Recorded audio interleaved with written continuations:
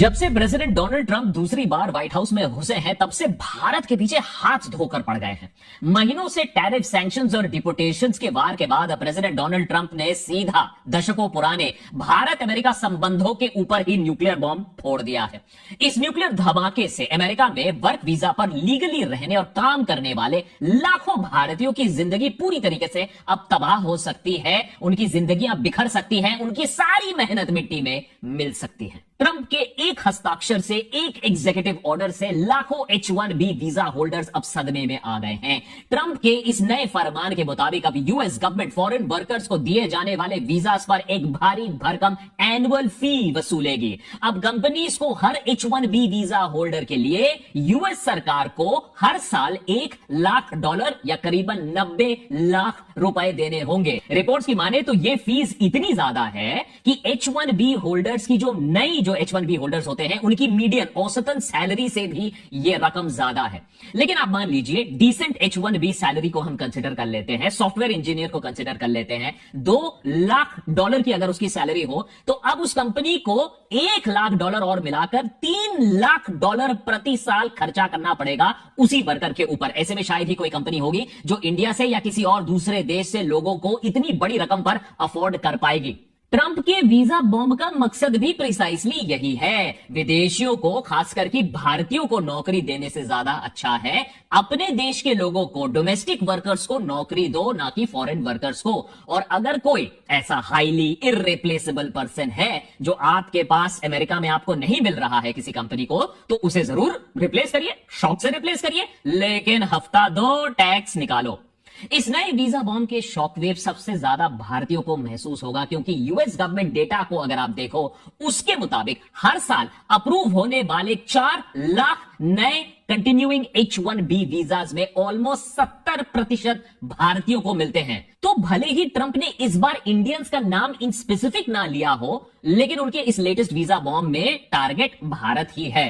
अब इससे सवाल उठता है कि क्या ट्रंप ने यह बॉम्ब खास भारत को टारगेट करने के लिए, भारत पर विस्फोट करने के लिए किया है? क्योंकि टाइमिंग देखिए, ये उस समय हो रहा है जब भारत और यूएस के बीच में फिर से ट्रेड टॉक्स शुरू होने वाले हैं। वो भी एक एंगल हो सकता है, क्योंकि अगर भारत फिर से सबमिट कर देता है, अमेरिका की डिमांड्स मान लेता है, तो फिर आराम से ट्रंप अपना यू टर्न भी कर सकता है। कहता है ये तो मेरी प्रेशर टैक्टिक थी। लेकिन कुल मिलाकर नेट तो ये बात साफ है, और इसमें कोई यू टर्न नहीं होने वाली है, कि ट्रंप हर तरीके का इमिग्रेशन, चाहे वो इलीगल हो या लीगल हो, उस पर रोक लगाना चाहता है। He wants to rein it in, उसे कम करना चाहता है। इसके लिए अमेरिका में भी उसको काफी समर्थन मिलता है, क्योंकि नेशनलिज्म के बहाव में इमिग्रेशन रोकने का लॉन्ग टर्म डैमेज जो होता है वो किसी को देखना नहीं है।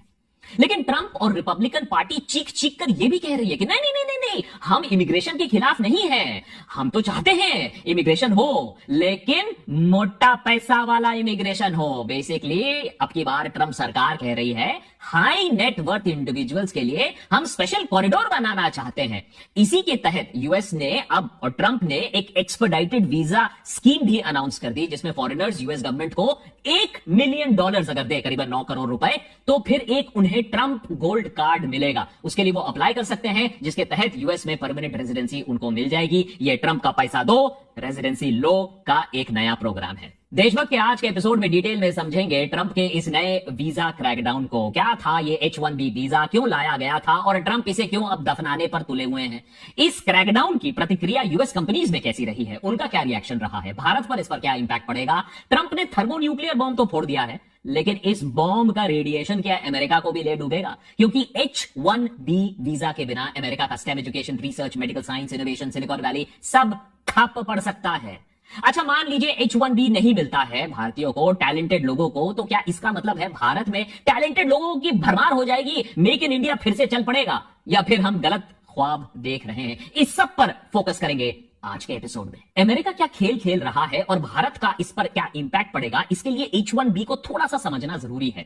H-1B वीजा एक टेम्पररी यूएस वर्क वीजा होता है। यह वीजा कंपनीज को अलाउ करता है कि वो स्पेशलाइज्ड स्किल सेट वाले फॉरेन प्रोफेशनल्स को हायर कर सके। 1990s में यह वीजा उन लोगों के लिए लाया गया था जिनके पास बैचलर्स डिग्री या उससे ऊपर क्वालिफिकेशन हो, स्पेशली उन फील्ड्स में जहां पहले से स्पेशलिस्ट्स की कमी महसूस हो रही थी यूएस इकोनॉमी में। तो 1990 में इसे as a visa stop gap measure के तरह लाया गया था यूएस वर्कफोर्स शॉर्टेज को एड्रेस करने के लिए। और बाय द वे ये कोई नई चीज नहीं है, इससे पहले अलग अलग टाइम पर अलग अलग इनिशिएटिव्स लिए गए थे यूएस गवर्नमेंट द्वारा। जैसे वर्ल्ड वॉर II के टाइम पर टेम्पररी फार्म वर्कर्स लाए गए थे, 1950s में शीप हर्डर्स लाए गए थे अमेरिका के अंदर, 1990s में फिलीपींस से नर्सेज लाए गए थे। दशकों से ही अमेरिका का सीक्रेट वेपन रहा है अपनी वर्चस्वता बरकरार रखने के लिए, वर्कर शॉर्टेज को पूरा करने के लिए दुनिया भर से टैलेंट अपने पास खींच लो। आज H1B वीजा ज्यादातर यूएस की बूमिंग टेक्नोलॉजी सेक्टर में यूज आती है। टेक कंपनीज का कहना है कि उनको कंपटीशन देने के लिए, ग्लोबल लेवल पर फाइट करने के लिए स्किल्ड प्रोफेशनल्स चाहिए जो यूएस वर्कफोर्स के पास अभी है नहीं। अमेरिकन वो काम कर नहीं पा रहे हैं, स्पेशली अगर आप बात करें साइंस की, मैथ्स की, कंप्यूटिंग फील्ड्स की। इसीलिए बीते कई सालों से टोटल H1B वीजाज में 65% कंप्यूटर रिलेटेड जॉब्स ही अप्रूव होते हैं। और आप सोच लीजिए वो नौकरियां किसे मिलती है। क्योंकि ये एक वर्क वीजा है, इसीलिए इसके लिए एम्प्लॉयर्स अप्लाई करते हैं on the behalf of employees. ये वीजा इनिशियली 3 साल के लिए दिया जाता है, लेकिन इसे एक्सटेंड करके मैक्सिमम 6 साल के लिए बनाया जा सकता है। अगर किसी वर्कर को ग्रीन कार्ड इसके बीच में मिल जाता है तो उसका H1B वीजा इनडेफिनेटली रिन्यू किया जा सकता है, यानी आजीवन वो यूएस में रह सकता है, जो कि काम बहुत लोग करते हैं। ये तो हो गई थ्योरी। अब आती है प्रैक्टिकल प्रॉब्लम। बीते कई सालों में H1B वीजा की डिमांड बढ़ती ही गई। ये देखते हुए यूएस ने total number of new visas पर एक कैप लगा दिया। 85,000 वीजास ही इशू किए जाएंगे H1B में, जिसके बाद एक लॉटरी सिस्टम के जरिए एप्लीकेंट्स को सिलेक्ट किया जाने लगा। डिमांड और सप्लाई में फर्क डेटा साफ दिखाती है। इस साल की लॉटरी में एम्प्लॉयर्स ने 4,70,000 से ज्यादा एलिजिबल एंट्री सबमिट की, यानी हर एक वीजा के लिए लगभग 5 एप्लीकेंट्स थे। अब फार राइट रिपब्लिकन लीडर सालों से इस H1B वीजा को शक की नजरों से देखते आए हैं। उनका मानना है कि ये वीजास कंपनीज के लिए बाहर से सस्ते लेबर्स लाने का बस एक बहाना रह गया है, जिसकी वजह से जेन्युइन अमेरिकन को जॉब नहीं मिल पा रही है, या फिर उन्हें भी लो वेजेस पर ही काम करना पड़ रहा है। माने वही जो बाहर से ला रहे हो सस्ते लेबर्स, और वेजेस भी इसीलिए लो है। वाइस प्रेसिडेंट जेडी वैंस ने जुलाई के महीने में एक पॉडकास्ट में बताया कि कैसे बड़ी बड़ी टेक फर्म्स कई बार 9-9 हजार एम्प्लॉइज तक को ले ऑफ करती है, लेकिन साथ ही साथ वही कंपनीज हजारों नए वर्क वीजास भी स्पॉन्सर करती है। जेडी वैंस इसी इक्वेशन पर सवाल उठा रहे थे कि ये हो क्या रहा है। उनका मानना था कि अमेरिकन के साथ ये गलत हो रहा है। अब ये लेटेस्ट वीजा फी अनाउंस करते ही यूएस कॉमर्स सेक्रेटरी ने कहा कि ये मूव इंश्योर करेगा कि यूएस कंपनीज ज्यादा से ज्यादा अमेरिकन टैलेंट्स हायर कर पाए और जो कम वैल्यूएबल फॉरेन वर्कर्स हैं उन्हें वापस भेज दिया जाए। अपने प्रेसिडेंशियल प्रोक्लेमेशन में ट्रंप ने H1B वीजा सिस्टम को, उसके सिस्टमैटिक अब्यूज को बार बार हाईलाइट किया है। उनका कहना है कि आईटी कंपनीज इस वीजा को मिसयूज करते हैं, उसकी वजह से अमेरिकन कॉलेज के जो ग्रेजुएट्स होते हैं, आईटी सेक्टर में जो होते हैं, उनको जॉब्स ही नहीं मिलती है, क्योंकि एम्प्लॉयर्स फॉरेन वर्कर्स को डिस्काउंट पर हायर कर लेते हैं। लेकिन इस रिपब्लिकन नैरेटिव में कुछ नहीं, बहुत कुछ फेटल फ्लॉज हैं, क्योंकि contrary to popular narrative and politics, studies और डेटा जो कि लोग देखना नहीं चाहते हैं, वो साफ दिखाती है कि यूएस में H1B वर्कर्स की मीडियन वेज लगभग यूएस वर्कफोर्स के मीडियन वेज से सिर्फ ज्यादा ही नहीं, उसका दुगना है। इनफैक्ट आज H1B वर्कर्स की एवरेज सैलरी यूएस के टॉप 8 परसेंटाइल में आती है। तो ये एक्सक्यूज कि सस्ता लेबर आ रहा है, ये दूर की बात है। H1B वर्कर्स तो यूएस में हाईएस्ट पेड ग्रुप्स में आ रहे हैं। तो सवाल ये उठता है कि कंपनीज इतना मोटा पैसा देकर बाहर से लोग मंगवा क्यों रहे हैं? तो रिपब्लिकन्स और खुद डोनाल्ड ट्रंप का ये चीप लेबर का जो नैरेटिव है, वो पॉलिटिकली तो अच्छा काम कर सकता है, लोगों को डरा के रख सकता है, भ्रम में रख सकता है, लेकिन डेटा वाइज फ्लॉड है। कंपनीज एक्चुअली ज्यादा पैसे देकर दुनिया भर से बेस्ट टैलेंट को आइडेंटिफाई करते हैं और उनको अपने पास बुलाते हैं ताकि उनका प्रोडक्ट दुनिया में सबसे अच्छा बन जाए। इनफैक्ट आज टेक सेक्टर में जितना इनोवेशन हो रहा है, कॉम्पिटिशन हो रहा है, ऐसे में कंपनीज चाहते हैं कि दुनिया की बेस्ट माइंड्स उनके लिए काम करें। अब चाइना तो अपने बेस्ट माइंड्स को बाहर जाने से रोकने में सक्सेसफुल हो गई है। ऐसे में यूएस की कंपनीज के पास इंडियन ग्रेजुएट्स का ही सहारा है। बाकी अमेरिकन कंपनीज और चाइना में जो टेक सेक्टर में जो कंपटीशन चल रहा है, उससे ऑब्वियसली जीतने के लिए बेस्ट टैलेंट को छीनने की कोशिश हो रही है। मिलियंस ऑफ डॉलर्स दिए जा रहे हैं, खासकर कि एआई की फील्ड में। अब क्योंकि डोनाल्ड ट्रंप के फाइनेंसर्स और सपोर्टर्स में कई टेक जायंट्स भी शामिल हैं, इसीलिए रिपब्लिकन पार्टी में कई महीनों तक H1B वीजा पर इंटेंस इंटरनल डिबेट भी हमें दिखने को मिला। एक तरफ इलॉन मस्क, विवेक रामास्वामी जैसे लोग थे जो हर हाल में H1B को प्रोटेक्ट करना चाहते थे ताकि इनोवेशन और डेवलपमेंट सफर ना करे। लेकिन अब तो दिख रहा है कि कुछ जो फार राइट के ट्रंप एडवाइजर्स थे, जिन्हें रेस और नेशनैलिटी से बाहर कुछ नहीं दिखता है, पॉलिटिकल मुनाफे से बाहर कुछ नहीं दिखता है, अल्टीमेटली वही फाइट जीत जाते हैं। और अब यूएस वर्कफोर्स के नाम पर अब इस बिल को लाया जाता है, एग्जीक्यूटिव ऑर्डर को लाया जाता है, जो होपफुली ट्रंप चाहते हैं कि एक बिल भी बन जाए जिससे बाहरी लोगों को वापस भेजो, खास करके इंडियंस और एशियंस को। बाय द वे, एक और फ्लॉ है, सारे टेक जायंट्स को इलेक्शंस जीतने के बाद देखो किस तरीके से साइडलाइन कर दिया। फार राइट एजेंडा कैसे सक्सेसफुल हो गया और यह नया फरमान जारी हो गया। तो ट्रंप ने इसे अपने मेगा बेस को खुश करने के लिए किया है, इस पर कोई डाउट नहीं है। नहीं तो आप किसी भी यूएस टेक रिक्रूटर से बात कर लो, और हमने बात की है और यह बात साफ हो जाती है कि अगर आज कोई रिक्रूटर चाहे भी तो उसे उस सैलरी नहीं, उस सैलरी से थोड़े ज्यादा में भी वो अमेरिकन स्किल्स, वो अमेरिकन क्राफ्ट, वो अमेरिकन कोडिंग, वो अमेरिकन इंटेलिजेंस नहीं मिलेगी। लेकिन जो भी हो, अब तो ट्रंप एडमिनिस्ट्रेशन ने H1B वीजा एप्लीकेशन को खत्म करने के लिए एग्जिस्टिंग फी में $1 लाख का एडिशनल चार्ज ऐड कर दिया। यह फी नए वीजा एप्लीकेंट्स पर लागू होगा। साथ ही साथ जो वीजा होल्डर्स अभी यूएस से बाहर है उनकी एंट्री पर भी रोक लगा दी जाएगी जब तक वो $1 लाख नहीं देंगे। अब ये वसूली नहीं है तो क्या है। ये रूल 21 सितंबर से लागू हो रहा है। इसके बाद हर साल H1B वीजा होल्डर्स को $1 लाख की पेमेंट देनी होगी, तब तक वो यूएस में काम कर पाएंगे। अभी हर बड़े छोटे यूएस कंपनी में जहां H1B वीजा वर्कर्स हैं उन्हें अलर्ट दिए जा रहे हैं कि अगर आप यूएस से बाहर आओ तो इमीडिएटली तुरंत वापस आ जाओ, मतलब कि उसके बाद आओगे 21 सितंबर के बाद तो हम कुछ नहीं कर पाएंगे। अमेरिकन कंपनीज अपने H1B एम्प्लॉइज को अमेरिका से बाहर जाने से भी अब मना कर रहे हैं।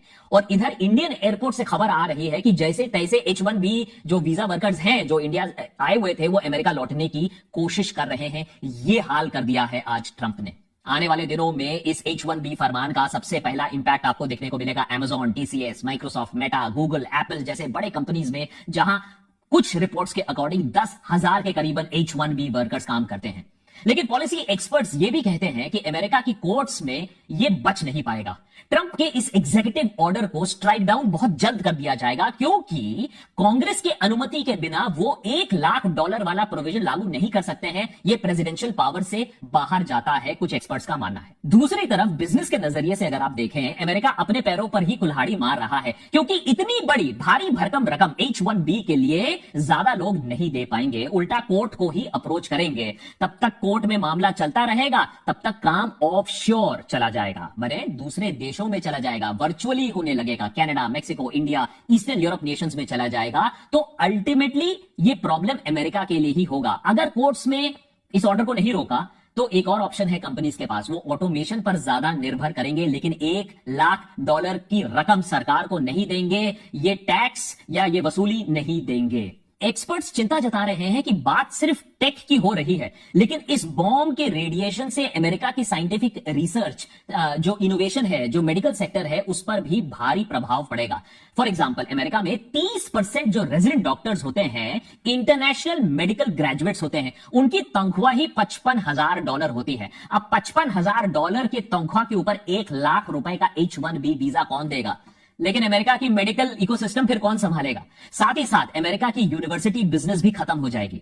आज दुनिया भर से, खास करके भारत के स्टूडेंट्स करोड़ों रुपए खर्च करते हैं अमेरिकन कॉलेज एजुकेशन के लिए, लेकिन अगर उन्हें यह बात क्लियर कर दी जाएगी कि कॉलेज एजुकेशन के बाद उन्हें कोई नौकरी ना मिलने वाली है, उल्टा H1B फीस देना होगा, तो वो क्यों आईवी लीग कॉलेज जाएंगे भैया?